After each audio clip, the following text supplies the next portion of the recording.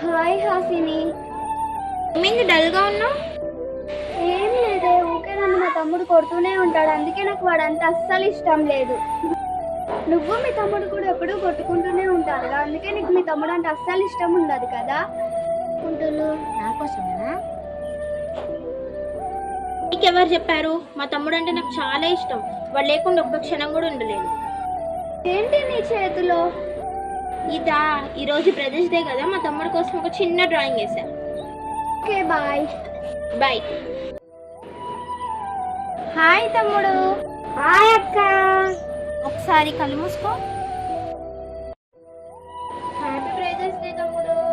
Oh thank you అక్క.